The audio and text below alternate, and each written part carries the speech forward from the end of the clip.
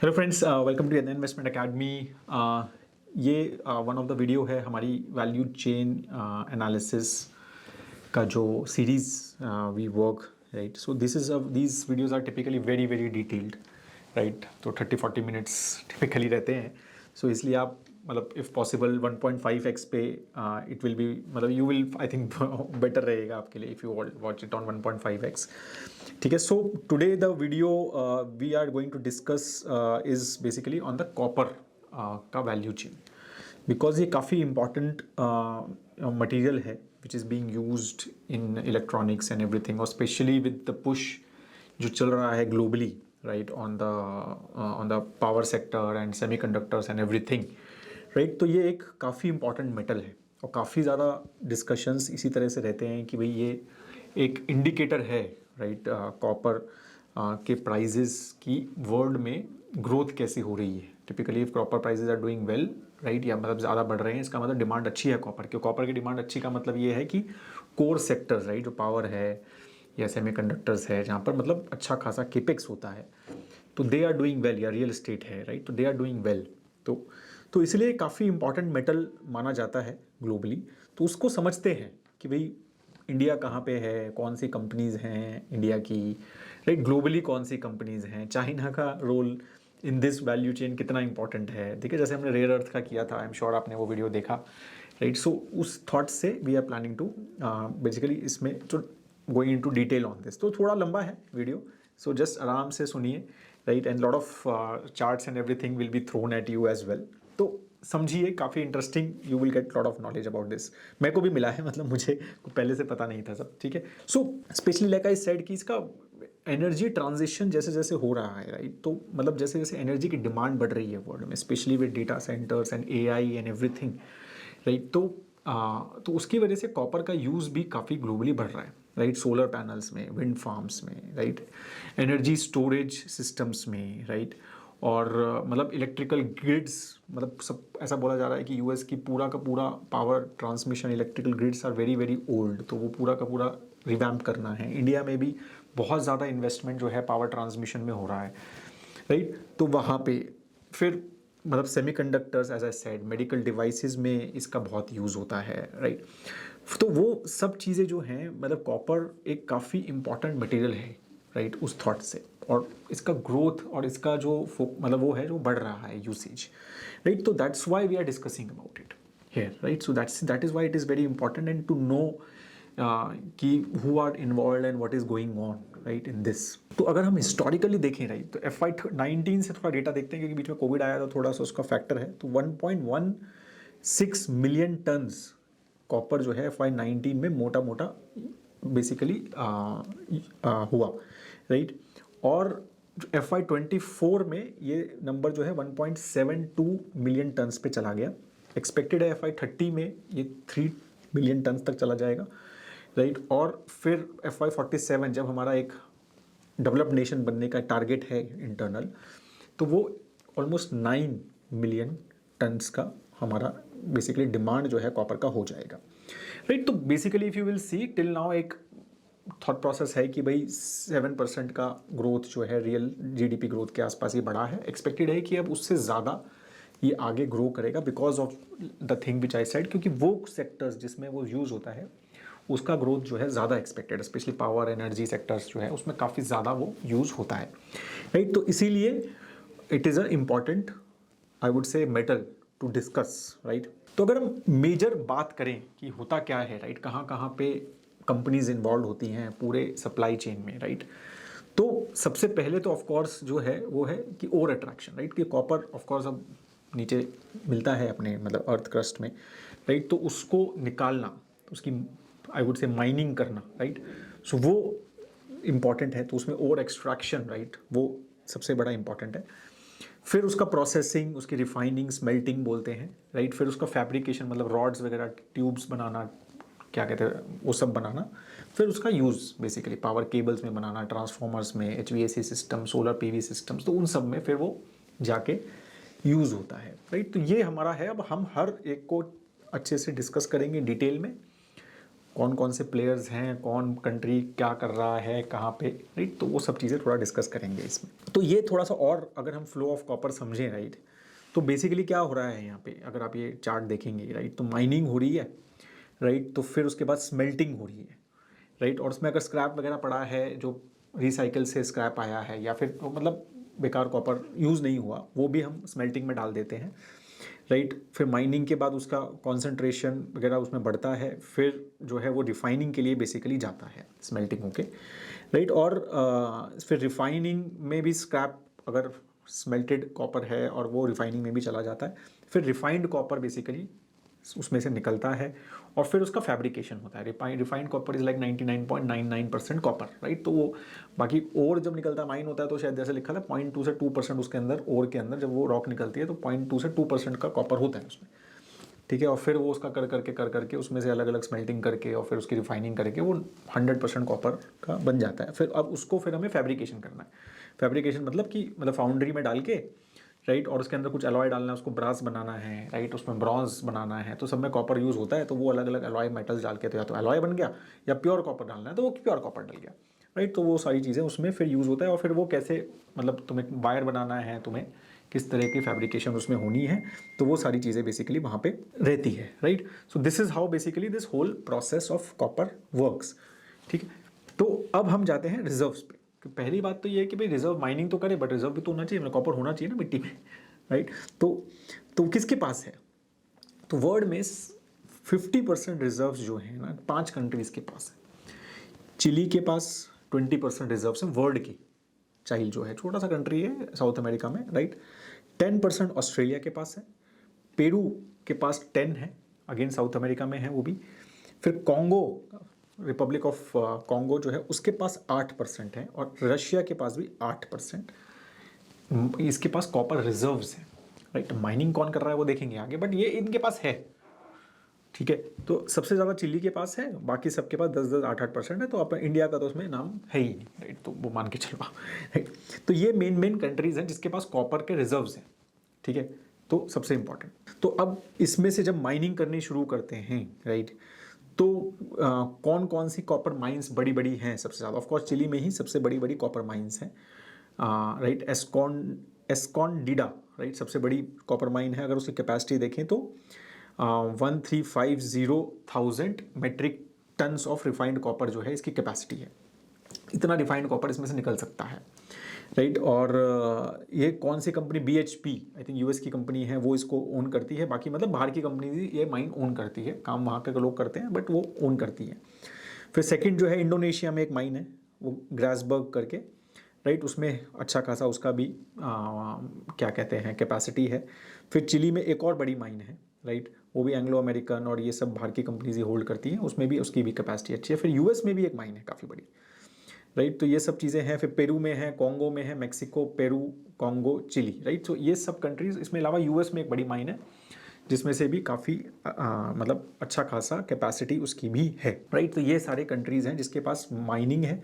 और ये माइनिंग जो बड़े बड़े माइंस जो वर्ल्ड में हैं, अब ऑब्वियसली इंडिया में इसमें कोई नाम नहीं है, और बाकी इसमें इंटरेस्टिंगली चाइना का भी नाम नहीं है, रशिया का भी नहीं है, ऑस्ट्रेलिया का भी नहीं है जो हमने देखा, राइट। तो मेजरली वही है कि चिली, पेरू, कॉन्गो, राइट, जो हमने देखे बड़े में वो हैं। और मतलब यूएस और इंडोनेशिया में भी बड़ी एक माइंस हैं, वहाँ पर भी जो होगा मतलब वो, बट रिजर्व कम होंगे बट वो माइन उसको अच्छे से यूज़ कर रहे हैं, राइट, बाकी सब नहीं यूज़ कर रहे, ठीक है। तो ये चीज़ें यहाँ पर हैं। अब इंडिया के पास अगर हम कॉपर रिजर्व देखें, राइट, तो वी हैव, ऐसा नहीं है कि हमारे पास कॉपर रिजर्व बिल्कुल ही नहीं है। हमारे पास 1.66 billion tons of copper ore है, उसमें 0.2 to 2% का बेसिकली कॉपर होता है, राइट।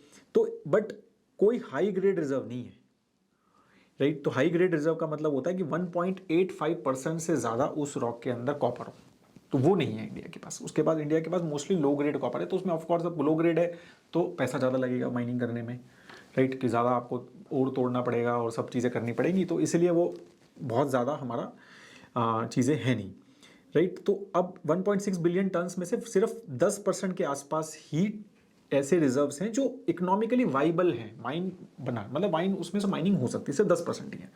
बाकी सब तो मतलब बहुत ही कम डिपॉजिट्स हैं वहाँ पर कॉपर, बट डिपॉजिट इतने कम है कि उसका अभी तो कुछ इकोनॉमिक सेंस है ही नहीं। माइंस हैं कहाँ कहाँ पर, मेजरली राजस्थान में है ऑलमोस्ट 52%, राइट। फिर मध्य प्रदेश और झारखंड, ये 3 स्टेट्स में मेजरली ये माइंस हैं, राइट। तो कौन कौन सी सबसे बड़ी है, तो राजस्थान की सबसे बड़ी माइन है जो 1967 से चल रही है, ये 1.8 मिलियन टन्स कॉपर इसमें से माइन की कैपेसिटी इसकी है। फिर एक झारखंड में है और एक मध्य प्रदेश में है, राइट। तो तीनों पुरानी माइंस हैं काफ़ी।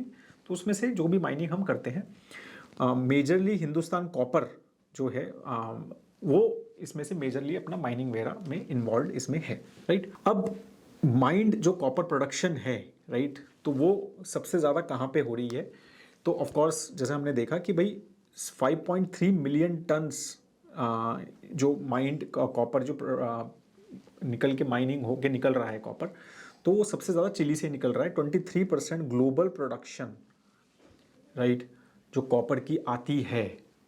तो सबसे ज़्यादा रिजर्व भी इनके पास है, चिली के पास ही ना, सबसे ज़्यादा चिली के पास है। सबसे ज़्यादा रिजर्व होने के बाद ये उसको यूज़ भी सबसे ज़्यादा कर रहे हैं। तो 23% वर्ल्ड की प्रोडक्शन सिर्फ चिली से आती है। अब चाइल है, चिली है, वो आप डिसाइड करो, ठीक है, राइट। सेकंड जो है कॉन्गो को 3.3 मिलियन टन्स है, 14% उनसे आती है।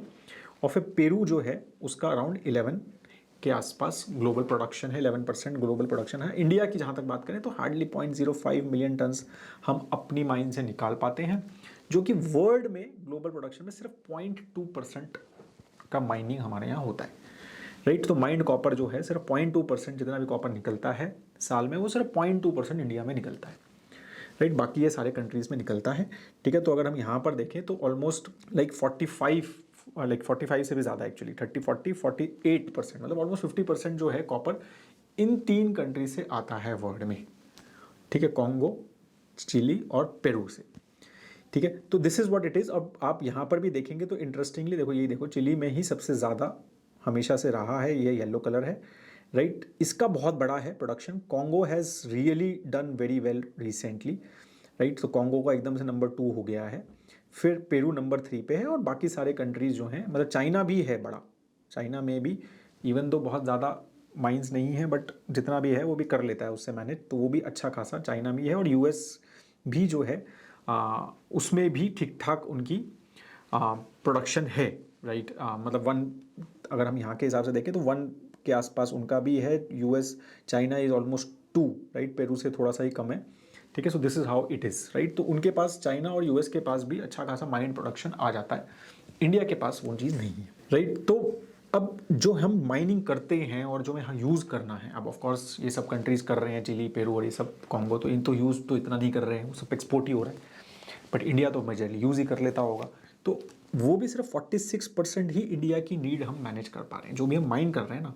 54% अभी भी या तो स्क्रैप रिसाइकलिंग से या फिर इम्पोर्ट से ही हमारा काम चल रहा है, राइट। तो 1.7 मेट्रिक टन 2023-24 में हमारी कॉपर डिमांड थी, और ये एक्सपेक्टेड है कि ये डबल हो जाएगी 2030 तक, ठीक है। तो 3.4 के आसपास हो जाएगी, राइट। और तो हम जो है इंपोर्ट करते हैं चिली से, इंडोनेशिया से, ऑस्ट्रेलिया से और पेरू से, हमारा मेजरली ओर्स और कॉन्सेंट्रेट, कॉपर कॉन्सेंट्रेट वहाँ से आता है कॉपर का, ठीक है।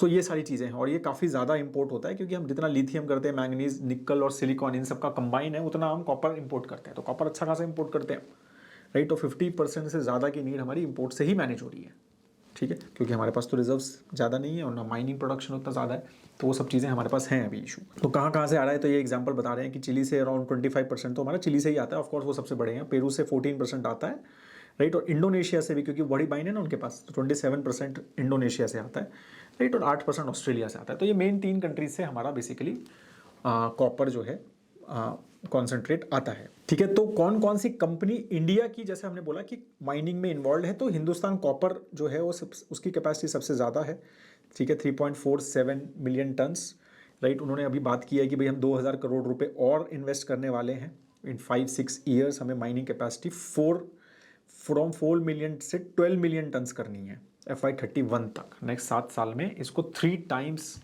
दे वांट टू इंक्रीज। तो माइनिंग में हिंदुस्तान कॉपर अच्छा खासा इन्वेस्ट करने वाला है। JSW लिमिटेड, राइट, तो उनका भी 3 मिलियन टन्स पर एनम की फ्यूचर कैपेसिटी का प्लान है। उन्होंने झारखंड में एक माइन को सिक्योर किया है, 2600 करोड़ रुपए उसमें इन्वेस्ट किए हैं। H2 FY27 में वो एक्सपेक्टेड है कि ये यहाँ से जो है माइनिंग करनी शुरू कर देंगे। एक्चुअली इन्होंने हिंदुस्तान कॉपर से ही ये माइन जो है खरीदी है and then they will start mining it from there. Vedanta जो है 45,000 टन्स की ही अभी कैपेसिटी है उनके पास, राइट। तो इनके पास जाम्बिया में they have a capacity, Zambia में खरीदी हुई है उन्होंने कुछ mines, 16 million tons of reserves हैं उसमें, राइट। और तो over production will increase 1.5 lakh tons, तो ये 45,000 टन से वो 1.5 लाख टन्स तक एक्सपेक्टेशन है। $1 बिलियन वो इन्वेस्ट करने वाले हैं KCM माइंस, जो ये मतलब जाम्बिया में, to increase its mining capacity, ठीक है। तो वहाँ पर भी 8,000 से 10,000 करोड़ रुपए के आसपास they are planning to invest in the Zambia to increase the mining capacity, Vedanta.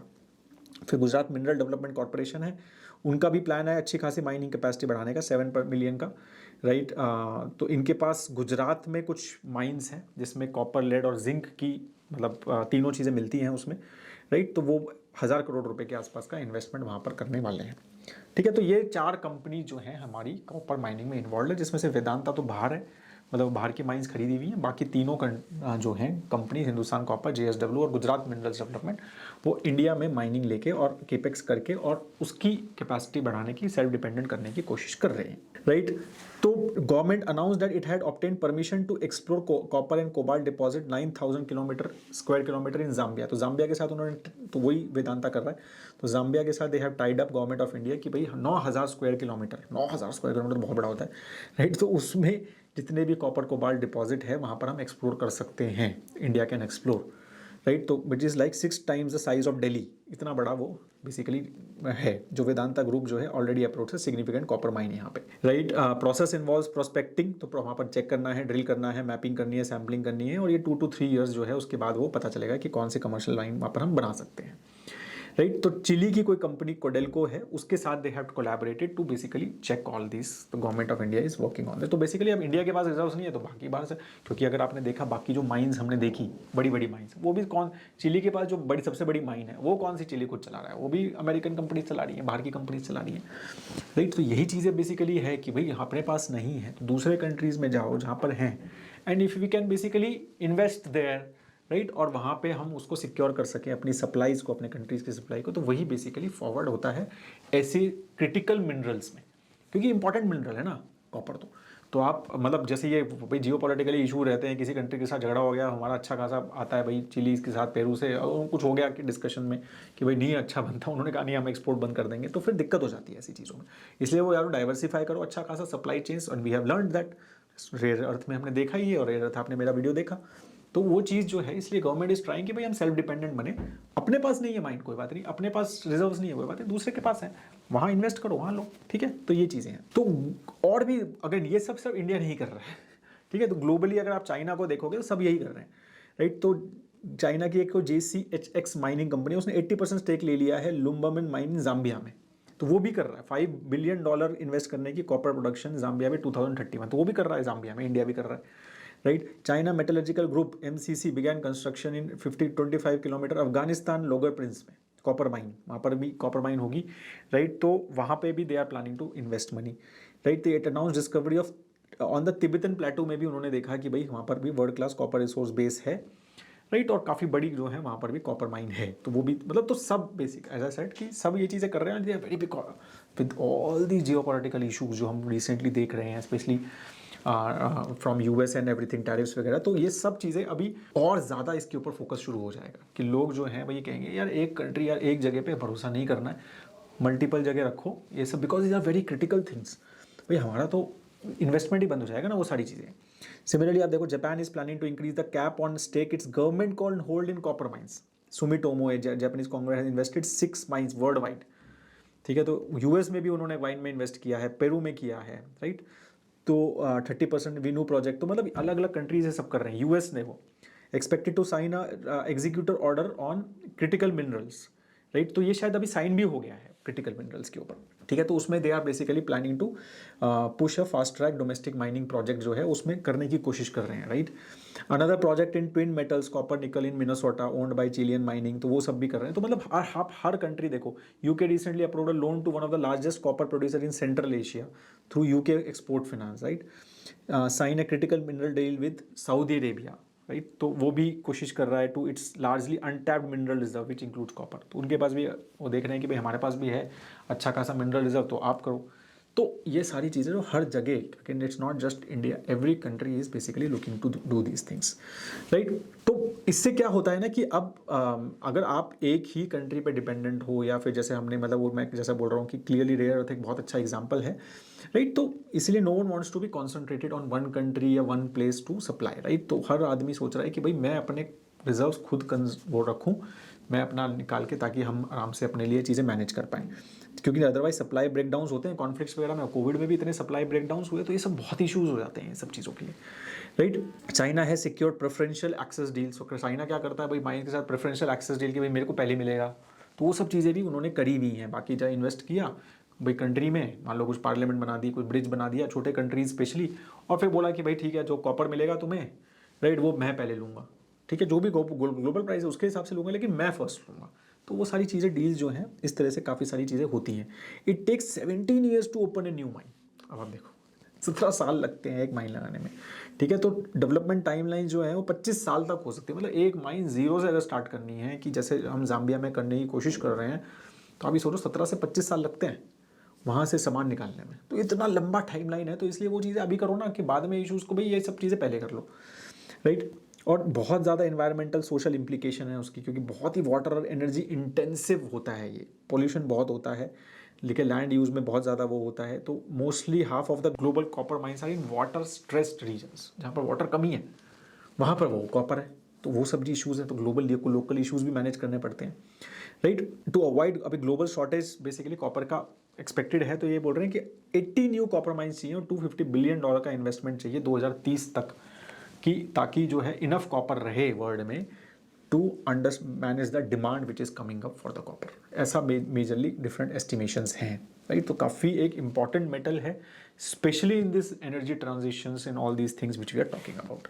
अब है कि ठीक है माइनिंग तो हो गया, राइट, डिपॉजिट्स हमने देख लिए, रिजर्व्स देख लिए किसके पास है, फिर हमने ये देख लिया माइनिंग कौन कौन कर रहा है, राइट, और कहाँ कहाँ पे हो रही है। अब जो है उसके बाद भाई रिमाइंड हो गया, तो मतलब कॉन्सेंट्रेट आ गया कॉपर का, अब उसकी रिफाइनिंग कौन कर रहा है, ठीक है। तो उसके ऊपर अब देखो, आप रिफाइंड कॉपर का यूज़ देखो कितना बढ़ गया है, राइट। तो 1900 से ये डेटा, लास्ट 125 साल के आसपास का data, and you can see, right, कि ऑलमोस्ट मतलब 1000 मेट्रिक टन के हिसाब से लाइक 500,000 मेट्रिक टन से लेके अब जो है almost I think 26,000 metric tons, right. तो 1000 मेट्रिक टन्स, तो कुछ मिलियन मेट्रिक टन्स का डेटा है ये।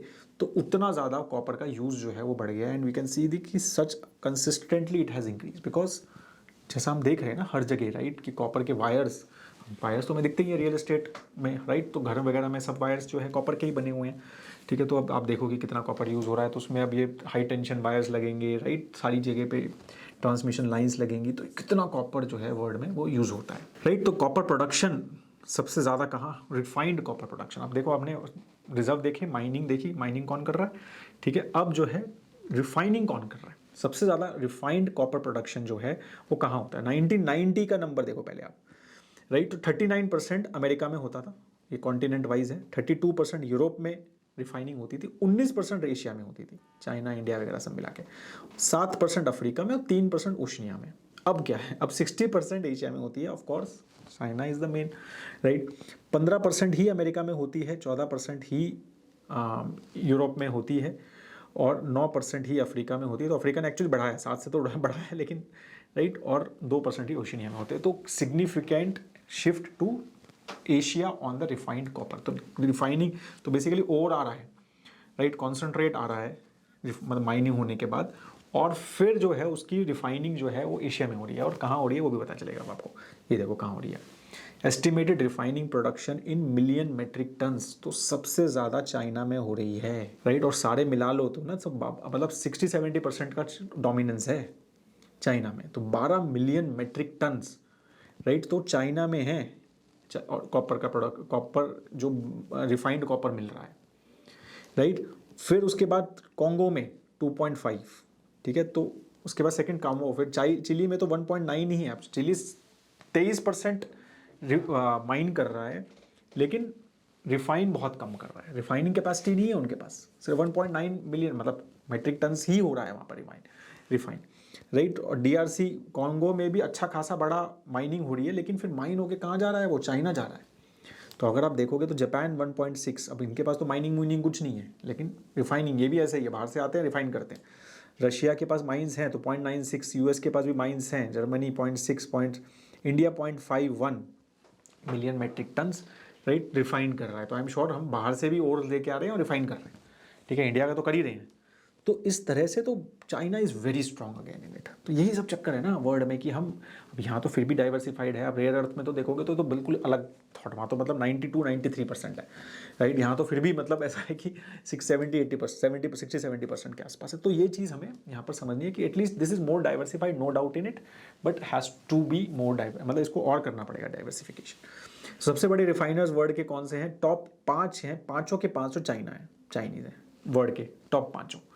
1100 की कैपेसिटी, 700, 700, 600। फिर इंडिया के 2 हैं, बिरला और अदानी, राइट, हिंडाल्को और अदानी एंटरप्राइज, राइट। फिर चाइना के 3 हैं, फिर रशिया के हैं, ठीक है। तो आप देखो कि कितना ज़बरदस्त मतलब उनका कॉन्सेंट्रेशन है कि चाइना का, right. And so this is how basically this is, and Indian two companies Birla and Adani are there in this refining copper refinery as well, right. तो 45% शेयर है ओवरऑल वर्ल्ड में। तो फिर 60-70 तो वहाँ पर दिख रहा था, बट और भी होंगे छोटे छोटे। तो 45% वर्ल्ड का शेयर जो है रिफाइनिंग में, राइट, वो चाइना के पास है। 8% जो है वो कॉन्गो के पास है, 8% चिली के पास है, ठीक है। और बढ़ गया ये, मतलब कॉन्गो काफ़ी अच्छा इंप्रूव हुआ है, 4% से 8% हुआ है, राइट। चिली जो है 25% ग्लोबल कॉपर माइन करता है, लेकिन सिर्फ 8% रिफाइन करता है। एक्सपोर्ट्स ओवर 50% ऑफ इस माइन करने टू चाइना। 50% जो भी कॉन्सेंट्रेट आता है वो चाइना को बेच देता है, राइट, ठीक है। तो ये चीज़ें बेसिकली वो हो रहा है। अब बाकी सबके पास 39% का स्टेक है, ठीक है। So this is how it is overall. India अभी 0.5 है, which is 4% of world's production, right, while domestic consumption is more than 0.75 million ton. तो हम जितना माइन करते हैं, मतलब जितनी रिफाइनिंग करते हैं, उससे ज़्यादा की हमारी कंजम्पशन है, राइट। तो उससे हमें फिर 0.36 FY24 में हमें रिफाइंड कैथोड जो है वो इम्पोर्ट करना पड़ा, जो मेजरली जापान से। जापान की भी माइनिंग हमने देखा है, माइनिंग कैपेसिटी अच्छी है, so refining capacity, sorry not mining capacity, refining capacity अच्छी है। तो इसीलिए वो सामान जो है हमारा 2/3 रिफाइंड कॉपर, राइट। तो एक तो मतलब माइन वो भी आ रहा है, कॉन्सेंट्रेट भी आ रहा है कि हम रिफाइनिंग कर रहे हैं, बट फिर रिफाइनिंग होने के बाद भी हमारी कैपेसिटी इतनी ज़्यादा नहीं है, राइट। तो यही बेसिकली है, राइट। तो अदानी की बिरला कॉपर जो हिंडाल्को का पार्ट है, वेदांता की सिलवासा रिफाइनरी और अदानी का कच्छ कॉपर स्मेल्टर, राइट। तो ये 3 बड़े प्लेयर्स हैं जो रिफाइन कॉपर करते हैं। सो अगर हम कैपेसिटी देखें, राइट, इंडियन कंपनीज़ की, तो इसमें हिंदुस्तान कॉपर की कैपेसिटी है 5 लाख टन्स पर एनम की, राइट। सो 0.5 मिलियन बेसिकली। और झारखंड इसमें है, ठीक है। तो एक्चुअल प्रोडक्शन 4 लाख टन का इन्होंने किया। फिर हिंडाल्को है मेजरली 5 लाख, उसने भी किया। वेदांता की 2 लाख के आसपास है, 1.5 उन्होंने भी किया। और Kutch copper basic Adani enterprise की 5 लाख की है। अभी प्लांट ये स्टार्ट हुआ है और 0.5 से 1 करने की इनकी बात है कि FY नेक्स्ट 3-4 साल में। फिर JSW भी एक 0.5 का सेटअप कर रहा है और उसका भी एक्सपेक्टेड है कि वो भी 1 मिलियन तक कर सकता है, राइट। वो भी जो कंसनट्रेट है वो पेरू और चिली से ही लेगा और फिर उसको यहाँ पर रिफाइनिंग करेगा। तो रिफाइनिंग की कैपेसिटी एक्सपेक्टेड है कि 3-4 साल में, अगर ये सब चीज़ें जो प्लान्ड है, भाई इन्वेस्टमेंट कर रहे हैं, ये सारी चीज़ें हैं, तो ये है कि भाई एक्सपेक्टेड है कि भाई हम वापस एटलीस्ट सेल्फ डिपेंडेंट हो जाएंगे। मैं वापस क्यों बोल रहा हूँ आगे बताऊंगा आपको कि भाई हम सेइंग कि वापस सेल्फ डिपेंडेंट हो जाएंगे, बट ये सब एक्सपेक्टेड है कि ये 4-5 कंपनीज जो हैं वो रिफाइनिंग कर रही हैं, ठीक है। सो ये सब आपको दिमाग में रखना है, राइट, कि भाई कॉपर का ग्रोथ है तो ये रिफाइनिंग की कैपेसिटी जैसे जैसे बढ़ेगी तो वो चीज़ें इंडिया में ही डोमेस्टिक कंजम्पशन है, एक्सपोर्ट की तो बाद में बात है, भाई इंडिया में ही चाहिए पहले तो, राइट। तो यहीं पर डिमांड है अभी, तो हम यहीं पर इंपोर्ट कर रहे हैं, तो वो पहले तो इंपोर्ट सब्स्टिट्यूशन का क्लियरली केस है, राइट। तो यहीं पर ग्रोथ है, जैसे जैसे इनकी कैपेसिटी बढ़ेगी तो ये तो बेच ही रह पाएंगे, ठीक है। तो वो चीज़ बेनिफिट है। फिर जो हुआ इंडिया के साथ वाई से वापस, राइट, क्योंकि पहले अगर हम 2018 से पहले देखें ना, तो इंडिया जो है एक्सपोर्ट करता था रिफाइंड कॉपर, क्योंकि हमारा एक प्लांट था वेदांता का, ठीक है, थूथकुड़ी में, तमिलनाडु में, जो कि क्लोज हो गया मई 2018 में। 40% नेशनल कैपेसिटी जो है हमारी उस प्लांट में थी, राइट, स्टरलाइट कॉपर प्लांट जो था उसमें, बट लोकल प्रोटेस्ट हुए, टर्न वायलेंट वगैरह हो गए, कुछ डेथ हो गई, तो फिर वो पोल्यूशन को कंट्रोल बोर्ड वगैरह ने और NGT वगैरह ने इसको प्लांट को बंद कर दिया, ठीक है। 14,000 करोड़ जब से हमारा लॉस हो चुका है, जब से ये वो प्लांट बंद हुआ है, राइट। और तो ये सारी चीज़ें वहाँ पर 30,000 जॉब्स का नुकसान हो चुका है वो प्लांट बंद करने में। तो ये सब चीज़ें बेसिकली हमारा नुकसान हुआ है। अब होपफुली ये चीज़ें जो है नेक्स्ट हम आगे कर रहे हैं तो वो सब प्रॉब्लम्स नहीं आएंगी, but this has happened. But ये प्रॉब्लम्स रहती ही हैं टिपिकली रिफाइनिंग, माइनिंग, ये सब चीज़ों में पोल्यूशन ड्रिवन चीज़ें जो है, ये सब प्रॉब्लम्स जैसे मैंने डिस्कस किया ना, तो ये सब प्रॉब्लम्स, वाटर इश्यूज़, तो ये सब चीज़ें रहती ही हैं। ये सब बहुत बड़ा प्रॉब्लम है, राइट, इन इस सब की industry, but they are so important, right, कि उसके अलावा मतलब ऑप्शन भी नहीं है। अब देखो आप चाइना ने किस तरह से कैपेसिटीज़ क्रिएट करी हैं उस सब चीज़ों की, राइट। तो ये सारा भी हमने को देखना है। अगर हम ग्लोबल इन्वेस्टमेंट करें, राइट, तो चाइना ने डेमोक्रेटिक कॉन्गो में काफ़ी इन्वेस्टमेंट किया है, which export of refined copper to China rose 71%। तो कॉन्गो ने जो सेटअप किया रिफाइनिंग, वहाँ पे कॉन्गो की भी रिफाइनिंग अच्छी है ना, तो वो 70% उसको चाइना ही भेज देता है। तो मतलब उनका सही सेटिंग है वहाँ पे, मतलब इन्वेस्टमेंट्स वगैरह की हुई है, उन माइनिंग हो सकता है उन्होंने ही माइनिंग सेटअप की है कॉन्गो में।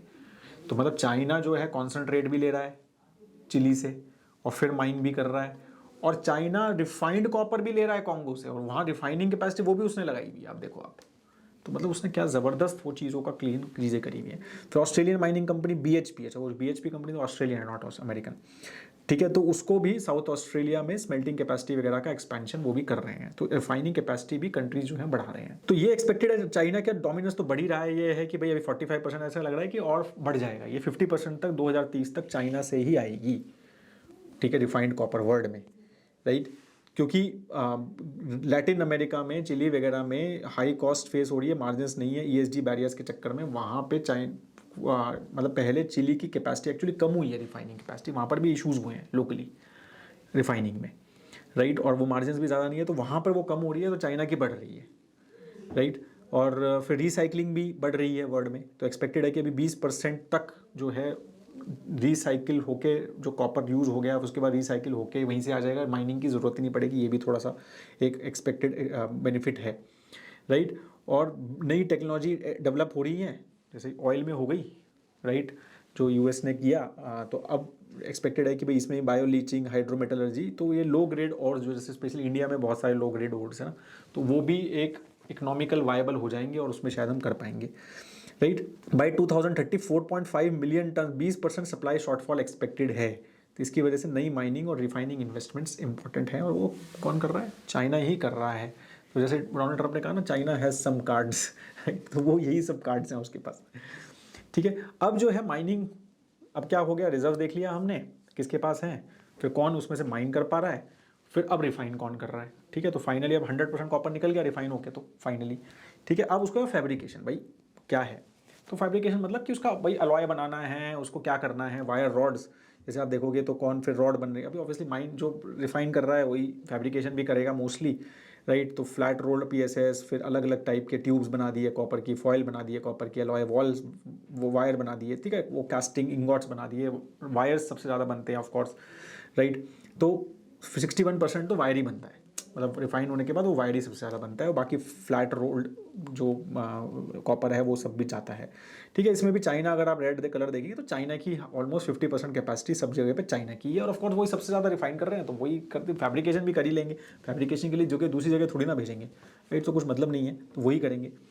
तो मेजर एक्सपोर्टर एंड इम्पोर्टर, तो इंटरेस्टिंगली आप देखोगे तो चाइना जो है वो अपना कर रहा है, लेकिन यूज़ ही सबसे ज़्यादा कर रहा है, तो ज़्यादा बड़ा एक्चुअली इम्पोर्टर है, ठीक है। देखो फैब्रिकेटेड कॉपर का इंपोर्टर है चाइना, मतलब आप इतना ज़्यादा यूज़ होता है, और एक्सपोर्टर भी है, no doubt in it, right. But export ज़्यादा करता है, इंपोर्ट कम करता है, बट मतलब बहुत बड़ा ऐसा नहीं है कि बहुत बड़ा एक्सपोर्टर है, क्योंकि अच्छी खासी उसको खुद ही कंजम्पशन करनी है। क्योंकि अगर आपने देखा है सबसे ज़्यादा इलेक्ट्रिसिटी जो सप्लाई करता है, जो बनाता है, राइट, वर्ल्ड में, वो चाइना ही है, राइट। और उसका ज़बरदस्त ग्रोथ हुआ है इलेक्ट्रिसिटी प्रोडक्शन में लास्ट फ्यू ईयर्स में, राइट। तो वो सब कॉपर वहीं लग रहा है, और बाकी सब चीज़ें भी देख रहे हैं हम कि सेमीकंडक्टर्स वगैरह में भी अच्छे खासा है, तो ये सब चीज़ें यहीं लग रही हैं इनके पास ही, राइट। तो खुद ही कंज्यूम कर लेते हैं, थोड़ा बहुत एक्सपोर्ट भी करते हैं। तो सबसे बड़ा एक्सपोर्टर एक्चुअली इंटरेस्टिंगली जर्मनी है, राइट, फैब्रिकेटेड कॉपर का, राइट।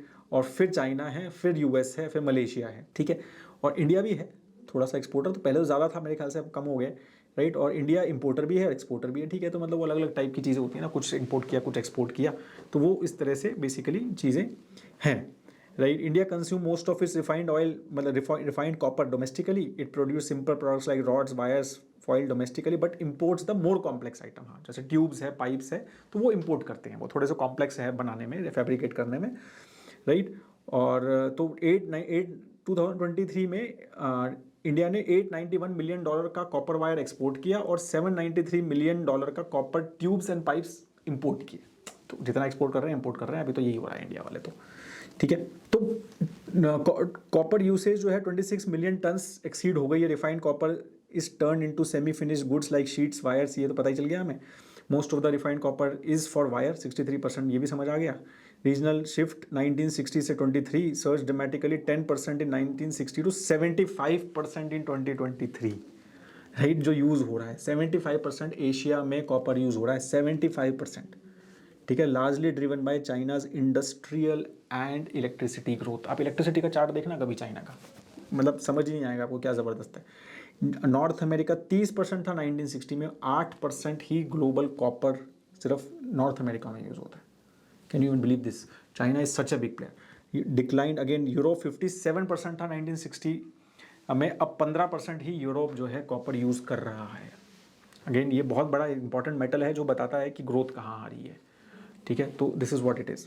कब सबसे ज़्यादा इंडिया में कौन कौन सी कंपनीज फैब्रिकेशन इन्वॉल्व है? अगेन हिंदुस्तान कॉपर ही सबसे बड़ी है. कॉपर रॉड्स बनाते हैं वो, इतनी उनकी कैपेसिटी है. एक्चुअल प्रोडक्शन तो कुछ ज़्यादा हुआ नहीं है. हिंडाल्को है फिर, जो मतलब देखा ना, वही कंपनीज हैं टिपिकली जो रिफाइनिंग कर रही हैं. तो हिंडाल्को रिफाइन भी कर रहा है और बेसिकली फैब्रिकेट भी कर रहा है.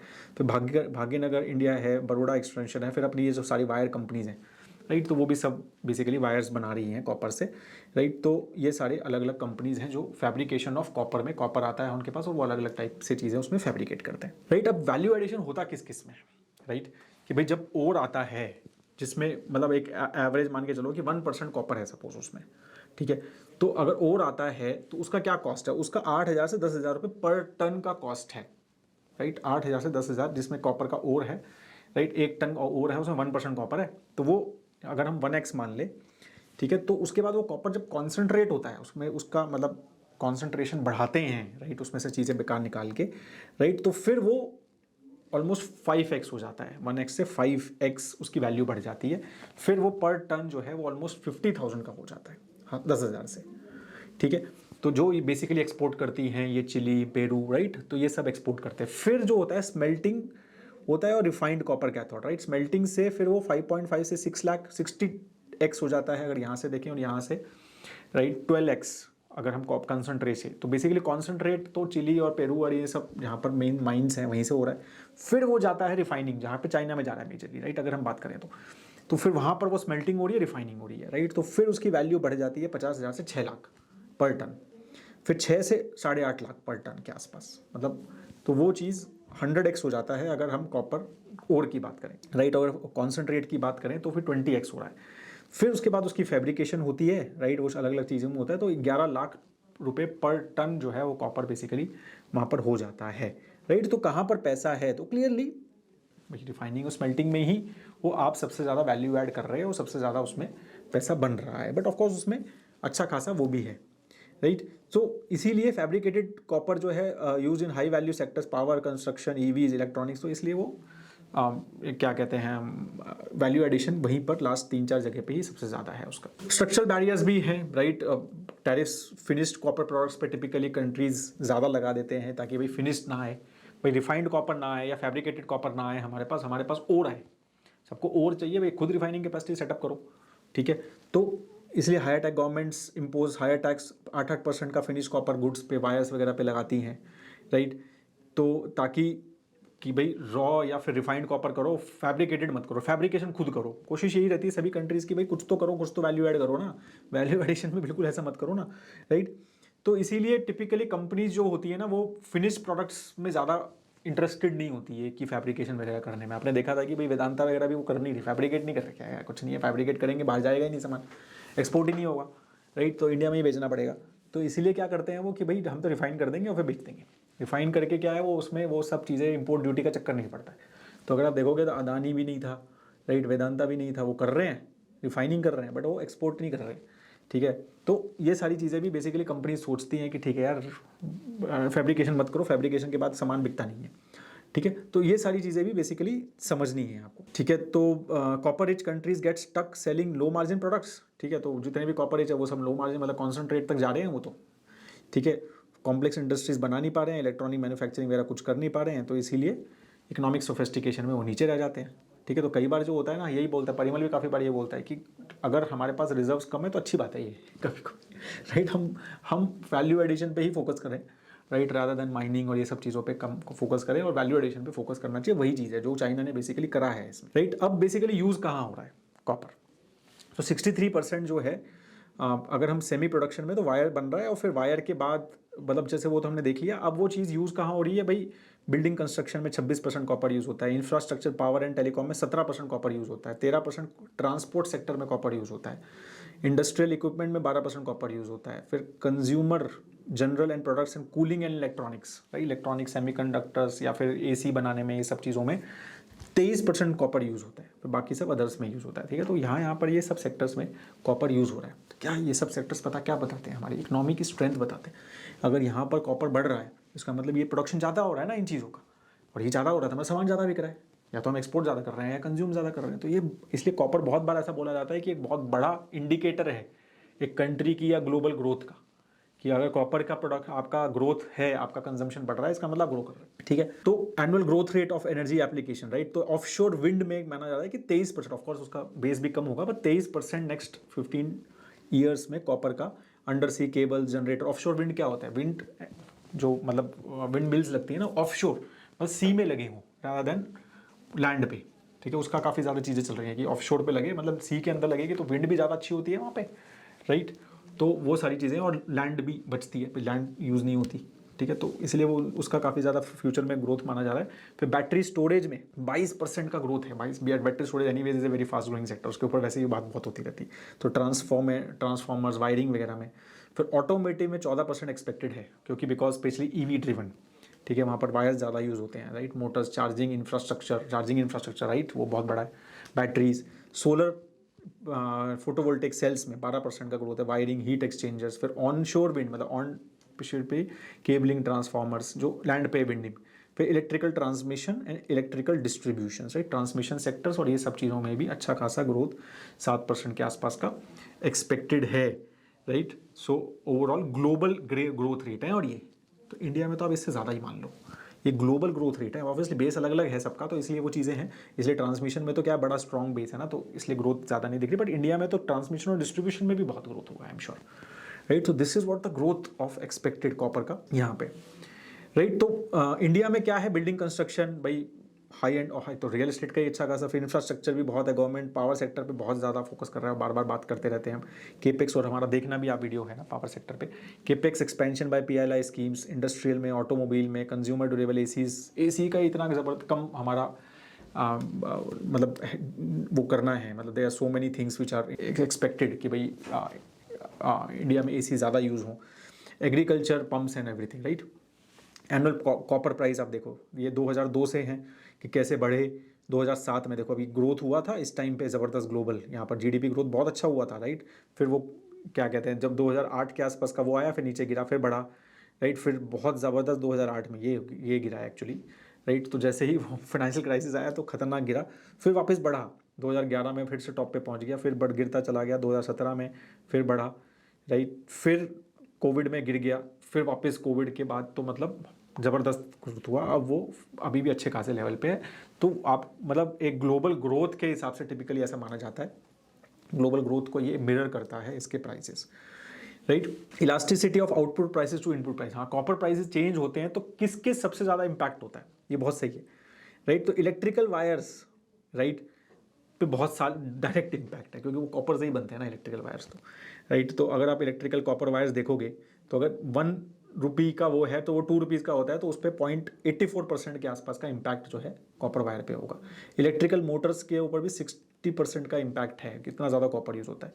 कॉपर ट्यूब्स फिर brass bars 46, brass wires, right, तो ये सारी चीज़ें हैं, ब्रॉन्ज प्लेट्स, तो इनके ऊपर डायरेक्टली इंपैक्ट है। फिर रिसाइकलिंग के ऊपर बात करते हैं, क्योंकि ऑफकोर्स जैसे जैसे कॉपर बढ़ता रहेगा तो रिसाइकलिंग भी इंपॉर्टेंट है। भाई वायर खराब हो गया, ये हो गया चीज़ें, कभी हमारे एसी खराब हो गया तो उसका वायर तो यूज़ होगा ना, रिसाइकलिंग इंपॉर्टेंट है, right. 4.1 million tons of copper was secured through recycling, right, और इसमें से 6 मिलियन टन्स, और उसके अलावा 6 मिलियन टन्स जो है वो स्क्रैप, जो कॉपर स्क्रैप में चला जाता है ड्यूरिंग ऑल दीज प्रोसेसेस, उसमें से वापस हुआ था। 33% ऑफ टोटल डिमांड जो है 2023 में रिसाइकलिंग से आई थी। तो अच्छी खासी रिसाइकलिंग हो रही है बेसिकली, राइट। और 5.9 million tons of estimated comes from recycling, ठीक है, जिसकी 20%, मतलब इसमें से स्क्रैप हटा दें अगर, अभी भी देखो स्क्रैप ज़्यादा है, 10 मिलियन में से 6 मिलियन स्क्रैप है, तो ये माना जा रहा है कि भाई आगे जो है अगर हम स्क्रैप हटा दें तो सिर्फ रिसाइकलिंग से 20% होना चाहिए, जो कि अभी तो 13-14% है, तो वो 20% तक जाना चाहिए। और 30% का एक्सपेक्टेड है कि रिफाइंड कॉपर सिर्फ मतलब अगर रिसाइकलिंग से, और अगर हम स्क्रैप भी मिला दें तो 45% 2040 तक एक्सपेक्टेड है कि ग्लोबल डिमांड जो है वो रिसाइकलिंग प्लस स्क्रैप से आएगी कॉपर की, रादर देन डायरेक्टली। तो ये भी अच्छा खासा बड़ा इंडस्ट्री है स्क्रैप का, ठीक है। सेकेंडरी कॉपर स्केल, अब ये सब चीज़ें करने में वही है कि पहले तो इंडिया का डिक्लाइन हुआ है शेयर, 37% से इंडिया 33% पे आ गया है स्क्रैप्स प्लस रिसाइकलिंग से, क्योंकि ठीक है, तो उसमें इम्प्रूवमेंट चाहिए, राइट। रिड्यूस प्रॉफिटेबिलिटी, प्राइसेस कम हो जाते हैं तो फिर रिसाइकलिंग की डिमांड की वो, मतलब अगर कॉपर प्राइसेस पहले ज़्यादा थे कम हो गए तो फिर तो रिसाइकलिंग बिल्कुल ही अनवायबल हो जाता है ना, तो कोई पॉइंट ही नहीं है, तो होती ही नहीं है फिर, इसलिए तो वो प्राइसेस थोड़े ज़्यादा चाहिए, तो इसलिए इंसेंटिव्स वगैरह देना पड़ते हैं उस टाइम में। फिर कलेक्शन नेटवर्क थोड़ा सा इनफॉर्मल है इंडिया में, कंटामिनेशन पोस्ट कंज्यूमर स्क्रैप वगैरह में, वो सब चीज़ों पर थोड़ा सा चीज़ें करनी है, तो इसमें चैलेंजेस हैं अभी। अच्छा, फिर काफ़ी लोग बोलते हैं कि भाई कॉपर का कुछ ऑल्टरनेटिव भी है क्या, मतलब कॉपर अगर भाई कुछ फिर टेक्नोलॉजी डेवलप हो रही है, चीज़ें कोई और मेटल आ गया तो, राइट, और फिर कॉपर की नई चीज़ अच्छी चली, और हमने कोई मान लो कोई लग रही है हमें कि भाई कॉपर रिफाइनिंग वगैरह चल रही है, और बाद में पता चला टेक्नोलॉजी चेंज हो गई और कोई और चीज़ और मेटल यूज़ होने लग गया, राइट। तो बेसिकली ये है कि पहले तो अभी तक तो ऐसा कुछ है नहीं, it is like shows demand often pulls in supply, right.